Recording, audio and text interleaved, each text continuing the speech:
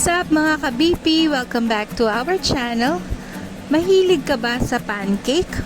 Kung oo, ang sagot mo, para sa iyo ang video na to. Dahil ang ordinaryong pancake, pasasarapin natin yan. Let's start cooking! Siyempre, gagamit tayo ng ating hot cake mix na 250 grams at ang special ingredient natin ay ripe mango. So, excited ka na ba? Meron tayo ditong melted butter and then mag-a-add tayo ng isang egg. So, imimix lang natin ito.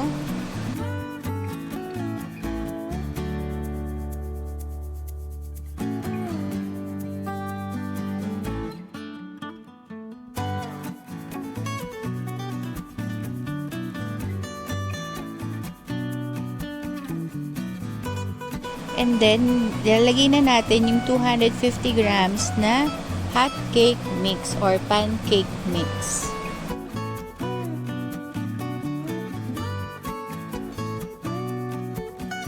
And then, mag-add tayo ng evaporated milk.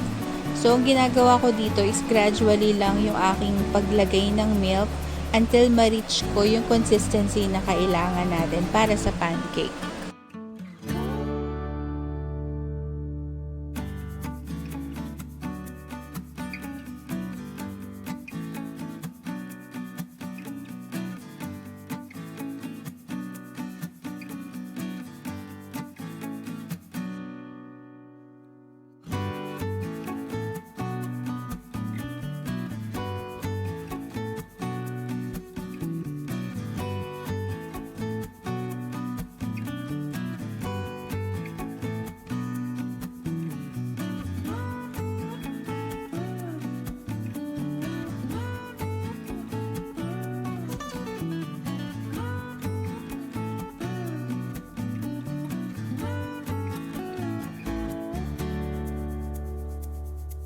So, okay na to guys. Maglalagay na tayo ng ripe mango. So, ang ginagawa ko, ikakat ko siya into cubes. Tapos, i-slice ko din siya ng pahalang para mas maliit yung ating mga mango bits. Para mas marami siya, diba? So, ikakat lang natin siya ng ganyan. So, hindi naman masyadong matalas tong kutsilyo ko, kaya safe na safe siyang gamitin. Mas gusto kong gawin yung ganito para mas nasisimot ko siya.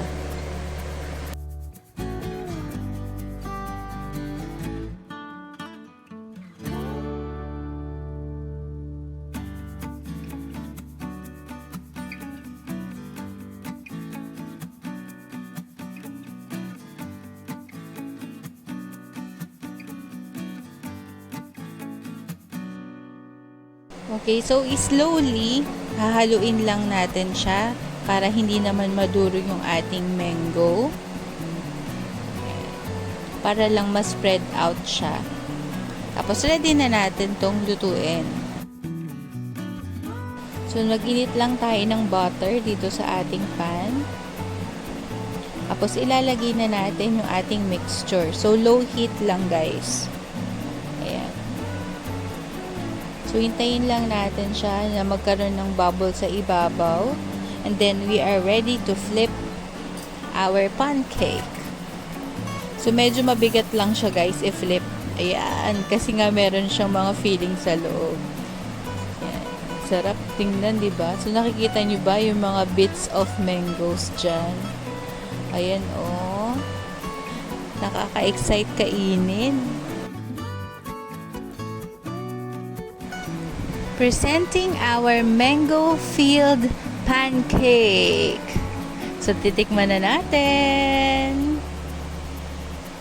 Yan. Lagyan lang natin ng konting paandar. Dahil wala naman ako maple syrup dito sa bahay, maglalagay na lang tayo ng chocolate syrup. Actually, mas gusto ko yung chocolate kaysa sa maple.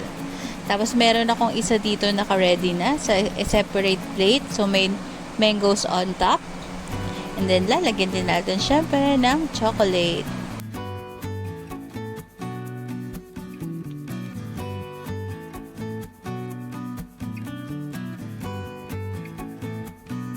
Itsura pa lang, nakakagutom na.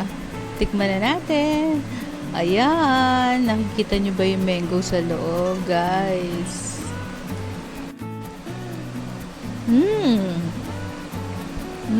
Sarap. Ayan, ang daming mango, oh. Ang sarap talaga.